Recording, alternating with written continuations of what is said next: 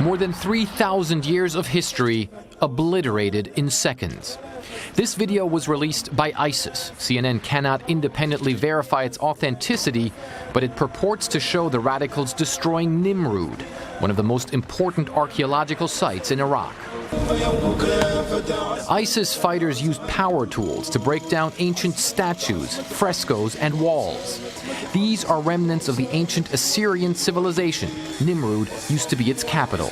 They stood since the 13th century BC and survived many wars, but were destroyed by the militants probably in less than a day.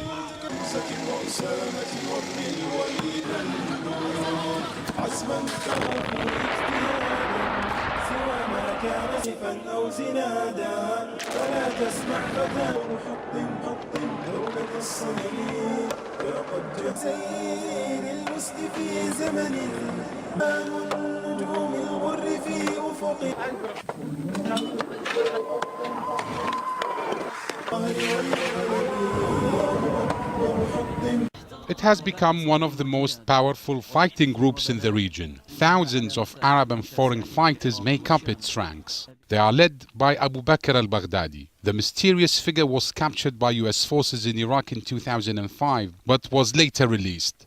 The group has its origins in Al-Qaeda in Iraq, led by Abu Mus'ab al-Zarqawi. Zarqawi was killed by US forces in 2006, and the group became known as the Islamic State in Iraq under the leadership of Abu Umar al-Baghdadi. Baghdadi was killed by US and Iraqi forces in 2010, and the group got a new leader, Abu Bakr al-Baghdadi, also known as Ibrahim Awad Ibrahim al-Badri. This is the unofficial affiliation of Al-Qaeda. It subscribes to Al-Qaeda's central ideology and tactics. Is one of the most extremist militant organizations in the jihadist family. The group moved into Syria, but when Abu Bakr al-Baghdadi tried to bring another jihadi group known as the Nusra Front under his control, Al-Qaeda disowned him. But that didn't stop Baghdadi's campaign. His group now controlled parts of northern and eastern Syria, including oil fields. ISIS actually formed as a small insurgent group in Iraq in 2006. And while they tried to create problems for the US military, they had no money and no real ability to recruit. It wasn't until 2009 that ISIS shifted its focus from Iraq, where it was largely unsuccessful in developing a foothold, and focused on Syria. By 2011, the Syrian civil war was getting underway, and ISIS had its chance. In June of 2013, a northern general for the Free Syrian Army spoke out on Al Jazeera, Qatar, and stated that if international forces did not send weapons, the rebels attempting to overthrow Syrian President Bashar al-Assad would lose their war within a month. Well, within just a matter of weeks of that Syrian general making his plea for international help, the U.S., the Saudis, Jordan, Qatar, Turkey, and Israel began providing weapons, training, and money to the so-called rebel groups like the Free Syrian Army. By September of 2013, American media outlets began reporting that weapons were being given to Syrian rebels. CNN reported that while the weapons were not American-made, they were funded and organized by the CIA. And this is where things all fell apart. Within less than 1 year after the U.S. supplied those Syrian so-called freedom fighters with weapons, those weapons ended up in the hands of ISIS fighters. In fact, American media also began to report that the Free Syrian Army had fighters defecting from their ranks and joining with ISIS. By the time ISIS began to make headlines, President Obama himself acted as if ISIS were nothing to be worried about. We're leaving behind a sovereign, stable, and self-reliant Iraq. The United States will not pursue military options that support one sect inside of Iraq at the expense of another. There's no military solution inside of Iraq, certainly not one that is led by the United States. Well, by June of 2014, ISIS had emerged, going from a no-name group in Syria to crossing back over the border and into Iraq. Well, one of the reasons why ISIS was able to become so powerful so quickly was because of their ability to grab up U.S. military gear. We'll talk about that in a minute, but also because of the stunning amount of wealth that they've been accumulating, most of that coming from seizing oil fields in Iraq and in Syria. Oil has been one of the most difficult resources to track in the struggle against ISIS. But the latest reports estimate that the terror group is making over $1 million a day from producing and smuggling the resource. That's several $million a week. And believe it or not, before September, the revenue stream was a lot higher than that. According to a recent report put out by the Financial Action Task Force, an international agency that follows terror financing, airstrikes against the group's oil infrastructure have brought that revenue down significantly. However, oil is still a huge financial booster for the terror group's operations. Keep in mind, ISIS now controls broad swaths of land in Iraq and Syria and oversees an estimated 6 million people. Because of that large population, there's a huge demand for oil within the region, fuel for cars, generators, and of course businesses. In fact, much of that oil is purchased by the very residents it oversees. But the remaining portion, according to that report, comes from sales made through smuggling the resource. That's where it gets a bit tricky. ISIS is paid mostly in cash for the oil it sells, making the transactions very, very hard to track. Several past reports have suggested that the oil is being smuggled into neighboring countries, including Syria, Turkey, Iran, and even Jordan. In a November Guardian report, Iraqi intelligence officials said that ISIS was using the Anbar province, which shares a border with Jordan, as a major smuggling hub. Considering all the oil fields ISIS controls, along with the roads surrounding them, it doesn't come as a huge surprise, but it has fueled a lot of questions over whether the U.S. and its allies can or will do anything to crack down on those purchasing the oil, thereby further straining the group's financial supply. Reporting in Washington, Amira David, RT. So again, how did we get here? Well, let's go back to the very beginning, because when ISIS was making that march back from Syria and into Iraq, when they got into Iraq, they found that the Iraqi army was no challenge for them, no resistance at all. Again, this is an army trained by the U.S. and left with tens of thousands of military vehicles, Bearcats, tanks, MRAPs, armored vehicles, and weapons, all of which were easily taken by ISIS. So why did the Iraqi army fail so miserably? RT correspondent Manuel Rapolo has that part of the story. For many, it came as a shock when the Iraqi army, backed and well armed by the United States, folded to the invading forces of the Islamic State, or ISIS. But why? How could an entire army, funded at a cost of $25 billion, shouldered by U.S. taxpayers, simply fold to a relatively unknown group of Islamic militants? Simple answer is that it's really not that simple. In fact, it's a whole host of factors that set up Iraq's army to fail from the start. Consider that the Iraqi army under Saddam Hussein was entirely disbanded in 2003 following the American invasion of Iraq. With the army gone, there was no more hierarchy, no more experienced generals or experienced soldiers like those that fought in the Iran-Iraq war to take control of securing Iraq when the U.S. finally pulled its forces from the country. Of course, there's also the countless allegations of corruption within the government of Nouri al-Maliki, where even U.S. government workers in Iraq knew how fragile Iraqi politics were before handing over control of the country to national security forces.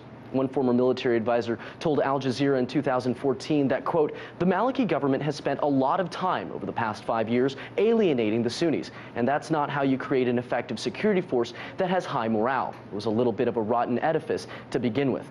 And even before the Islamic State's sprawl across Iraq and into Syria, we can point to the countless headlines that we kept seeing week after week. First, it was that ISIS had taken over one of the largest dams in Iraq, threatening to flood major cities. Then it was a bank robbery where bandit militants made off with hundreds of millions of dollars. Then, of course, was the most troubling realization of all, that as the Iraqi army retreated and conceded, countless U.S. weapons fell into the hands of the Islamic State. M16s, AK-47s, rocket launchers, tanks, and armored vehicles, all of which are now being used by the very people the U.S. is officially at war with. Today, it's been reported that the Iraqi army is at best half the size that it was when the U.S. pulled out of the country, reigniting debate here in Washington over whether or not U.S. forces will once again step in. Manuel Rapolo, RT Studios, Washington. So there you have it. The Iraqi military simply fell apart when faced by ISIS, and in doing so, as Manuel mentioned, turned over so much military equipment to the group. How much are we talking about? Well, take this into consideration. The U.S. military left in Iraq about 4 million pieces of equipment valued at $580 million. However, the military said that they were saving $1 billion in shipping costs by not bringing it back to the States. And yet that's not much of a savings when we're now sending $500 million to the FSA to fight ISIS. So here we are. ISIS has control of portions of Syria and northern Iraq. Noam Chomsky joins us now from Boston. Well, ISIS is an utter monstrosity. It's an outgrowth of essentially two factors. First, the U.S.-British invasion of Iraq, which incited sectarian conflicts, which are now tearing the country and, in fact, by now the region apart. And secondly, the extremist fundamentalist doctrines, along with funding, coming from Wahhabi Saudi Arabia. Those have converged and created a major monstrosity. So the question then arises, where exactly does ISIS get the funding that it needs in order to seize power in the region? Well, it's thought that the group has powerful sponsors in the Gulf states which fund its activities. ISIS is also involved in smuggling, extortion and bank robberies. In the course of its rapid advance on Baghdad, the group took control of stockpiles of US-made weaponry. And even Washington has played its role in the rise of ISIS, as RT's Marina Portnaya explains. The newest terrorist organization, known as ISIS, is overtaking al-Qaeda's reign as public enemy #1. Sunni Islamic militants are unleashing brutality and bloodshed in Iraq. But it's next door, in Syria, during a 3-year civil war, where the extremist group got its start. We are where we are because we armed the Syrian rebels. We have been fighting alongside al-Qaeda, fighting alongside ISIS. ISIS is now emboldened in 2 countries. But here's the anomaly. We're with ISIS in Syria. We're on the same side of the war. So those who want to get involved to stop ISIS in Iraq are allied with ISIS in Syria. That is the real contradiction to this whole policy. Right. According to reports, the U.S. government may have inadvertently played a direct role in strengthening extremists. There are also allegations that the United States may have been involved in some of the training of these ISIS insurgents at a training camp in Jordan. So the Saudis, the Qataris, others are directly involved in this regime change policy in Syria and in Iraq, and the United States has helped and created these conditions. And this will cause chaos and expanding war in the region. According to German magazine Der Spiegel, Americans were still in Jordan in March of last year, training up to 1,200 members of the Free Syrian Army to use anti-tank weaponry. We have spent a lot of time trying to work with a moderate opposition in Syria. The Obama administration has requested $500 million to arm and train Syrian rebels fighting to topple President Bashar Assad. U.S. officials claim only appropriate vetted members of the moderate Syrian opposition will receive American weapons and ammo. Problem is, it's not always easy to differentiate between the moderate and terrorist. Here's U.S. Senator John McCain posing with members of ISIS. The photo is now reportedly being circulated by the group as proof of their legitimacy. Welcome to the Real News Network. I'm Jessica Devereaux in Baltimore.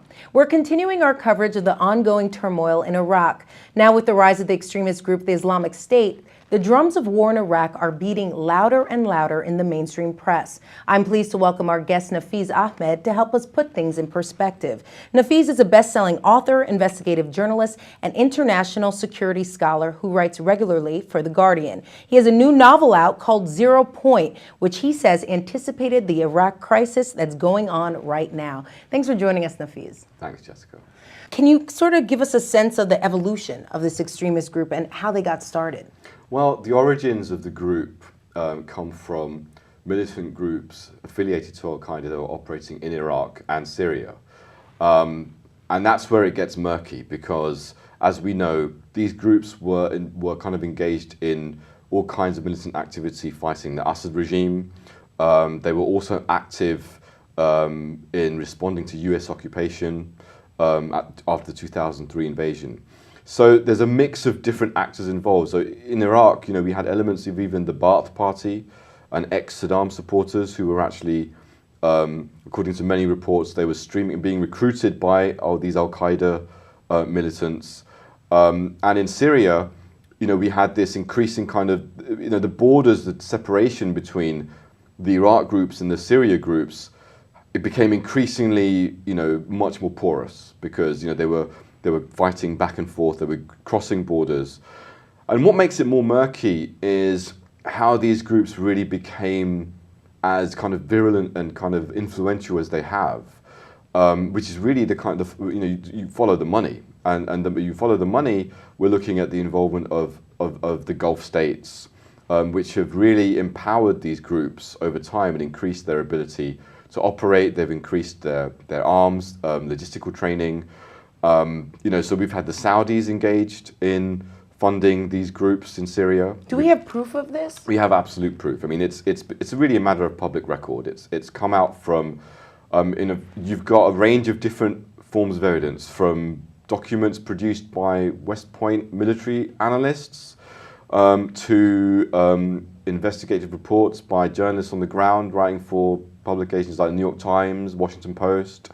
So it's very clear, and we've had official, semi-official, and official confirmations from the CIA, from people in the State Department, other people in the Pentagon, even from British officials, that they've been involved in coordinating the Gulf states in supplying these kinds of virulent groups that we know are affiliated to Al Qaeda to basically topple Assad. And that's obviously had a direct blowback effect in Iraq, because these very same groups that were being supported are now streaming across the border, and they've now formed this kind of breakaway group, which is, it started off as ISIS or ISIL or whatever, and now call themselves the Islamic State. And what makes it really more disturbing is going deeper into that evidence of, the role of the Saudis and the Qataris and Kuwait, which has been confirmed by various different sources, is really the way in which the US and the UK have overseen that process. And that's something which isn't so much not acknowledged in the mainstream, that actually Britain and the United States were involved in knowingly kind of facilitating the support to these groups, despite knowing their links to Al Qaeda, going back as early as 2009. Wow, how did they support these groups? So we had, you must remember the big batch of files that was obtained by WikiLeaks from the private intelligence company Strategic Forecasting, Stratfor. Yes. So that batch of files contained some really interesting correspondence, and including correspondence where some senior executives at Stratfor were describing meetings that they had had with senior Pentagon officials and senior US Army officials, where those officials openly described how US Special Forces and British Special Forces had been operating in Syria before long before the kind of major civil unrest that kind of really broke out. And they had been operating in kind of supporting these groups. And it was very clearly stated by these officers at the time, and the emails are there, people can check them out. And I've written about them in some of my Guardian articles and some of my other articles elsewhere, that they quite explicitly said that this is about destabilizing the Assad regime from within. They had even explored the possibility of airstrikes on targets, but the favored policy was using these groups as a proxy force to destabilize Assad's regime. Remind us again, why do they want to destabilize Assad so badly? So there's a lot of different kind of ways of looking at this, and I think it's difficult to kind of pinpoint which one is necessarily the most important one. But one of the ones that I've focused on is the role that Assad has played in kind of cozying up to Russia, allowing Russia to kind of develop a foothold in the region. And that's kind of tied to this increasing pipeline geopolitics in the region. So you've got this interesting kind of geopolitical jockeying over pipelines running across Syria from this field that is a kind of disputed field that Iran has access to, and also Qatar has access to. Now, the exact border of that field is a little bit disputed. And both Iran and Qatar have been trying to kickstart ways to get that field into production. The pipelines would cross Syria, and they would basically, ideally supply, Europe. So, very ambitious projects. Some people have raised lots of questions about whether these projects are really just pipe dreams in a sense. Are they viable really, given the politics of the region? And this kind of stuff has been going on for years. They've been discussing these kind of ideas. But there was definitely real efforts to get these projects kind of off the table. So Iran signed a memorandum with Syria. Qatar had been having real negotiations with Saudi and Turkey and other countries. So these were kind of two competing pipeline routes. And obviously the US favored the one which would involve Qatar, and wasn't very happy with the one that involved Iran and kind of would favor Russia. The United States has for a long time wanted to ensure that it kind of sidelines Russia and Iran in all of these various pipeline projects. So when Iran signed this kind of memorandum with Assad, that was kind of considered like a major kind of strategic setback, and something kind of needs to be done. And apart from that, there were also many other, there's generally other kind of geopolitical issues apart from the fact that Russia has a military base there. There's also issues such as the role that Assad has played in relation to the Middle East conflict, the support that they've provided to Hamas, to their relationship with the Iranians, and that whole general thing. So there's this general perception of Syria being this part of this kind of so-called axis of evil in a way, you know. So the whole pipeline thing kind of accelerated that fear, I think, and made them want to do something. And they had a lot of indications that with different crises that Syria is going through domestically, economic crisis, there was a widespread drought due to climate change that was accelerating, and we even have State Department cables, also leaked by WikiLeaks, where literally we have State Department officials talking about how there is going to be, you know, civil unrest in Syria very soon, very likely because of food prices and the strain on food due to these droughts and due to the effect on farmers. So they knew something was going to kick off in Syria. They knew that there was going to be popular popular uprising of some kind. And it seems that they planned to kind of exploit that, to get some of these jihadist guys in there, hijack that movement, direct it in a way that they felt they could control. But of course, as we've seen, you know, it's kind of gone out of control. It is out of control. Yeah. The rise of ISIS was kind of predictable. And it's something that some analysts have warned about civil war in Iraq for years. I guess how the accelerated nature of what we're seeing, you know, most people haven't anticipated that. But it was predictable. And when we look at the way in which we've been funding some of these groups, it's kind of ironic that we have the very same people now calling for boots on the ground, calling for a response, are the same people that have been very loud in their support for arming some of the most virulent elements of these rebel groups. And even though the Obama administration, for instance, has given a lot of lip service saying that we only want to fund you know, the kind of moderate rebels and so on and so forth, but the Obama administration has actively coordinated the financing that has come from the Gulf states to the very types of groups that they historically have always favored, which is the most virulent jihadist, Al-Qaeda affiliated organizations. So there is a contradiction here in what we're being told now and the way in which policymakers have kind of created this crisis and now not taken responsibility for this crisis. And there is an argument to be made, I think, and it's unclear to, you know, I wouldn't put this forward as a kind of a firm interpretation of what's happening, because I think there are many different actors, there's many different interests at play. But if we look at some of the reports that we've had over the last few years of the plans for the region, there are certainly elements in the Pentagon of a neoconservative persuasion who have seen the rise of this kind of group in a way as a boon to reconfigure the Middle East. Now, the evidence for that comes from a range of quite credible sources. So one of the sources I looked at was a publicly available RAND report that was published a couple of years. It was commissioned by the US Army. And it was a kind of a thought piece. It was a policy briefing. It was looking at policy options for the United States in essentially reconfiguring the Middle East and exploring how to counter terrorism. But those policy options were pretty Machiavellian in some ways. Very, very, I mean, obviously there were you know, strategic calculations, and the overarching objective ostensibly was, you know, countering terrorism. But what they proposed to do was very worrying. There was a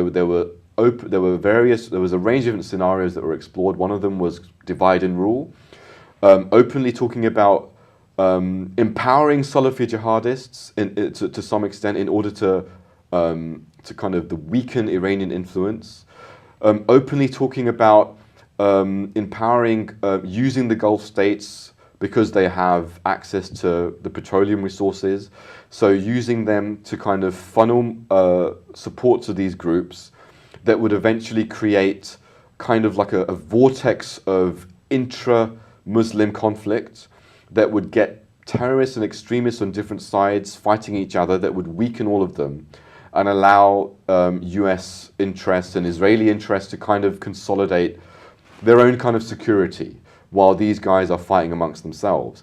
So here we see, you know, when you have these kind of very short-sighted geopolitical kind of concepts about how to obtain a victory against counterterrorism, you can kind of see where it leads you up this really dangerous garden path, thinking that we're going to solve this problem by funding these groups. If we look at what's happening now, we look at how this funding has happened, and we look at the RAND reports, for example, you get a pretty clear indication that some of that policy seems to have been at play to some extent. How far it's gone and to what extent, you know, no one can know. It's speculation.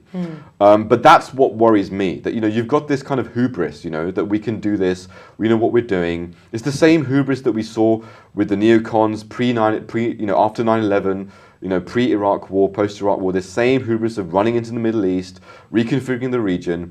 You know, another piece of evidence that I thought was quite disturbing that I've written about in the past was this 2005, these maps from 2005 in the Armed Forces Journal, where a senior advisor to the Pentagon, responsible for, at that time, for kind of future planning in kind of warfare, was proposing that the Middle East be broken up along ethnic and religious lines to create a more peaceful Middle East. So again, you know, you see this thread of thinking, which again, it's imperial hubris really to think that, you know, whether it's kind of motivated by good reasons or not, it's the same kind of colonial mentality we saw with the British, that you know, we'll go in, we'll redraw the borders, we'll kind of, you know, tame the savages.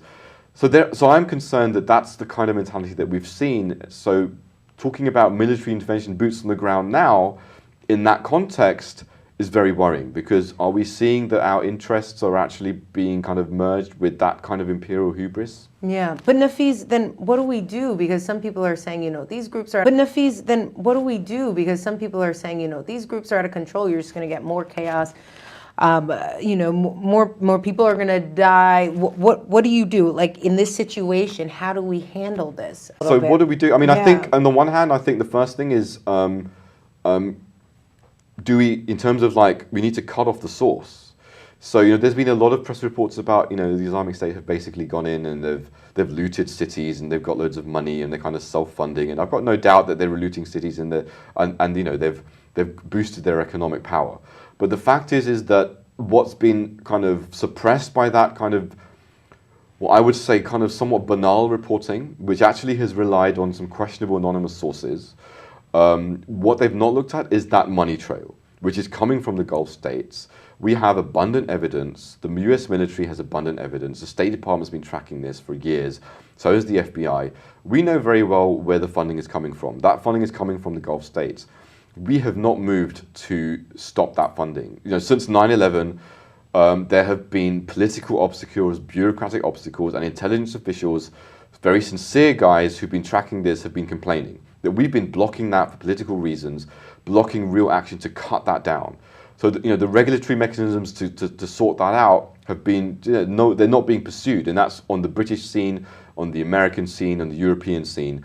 So that needs to be done. You know, where's the will to stop that? And why is it not being stopped? If we really want to stop these guys, why are we not doing that?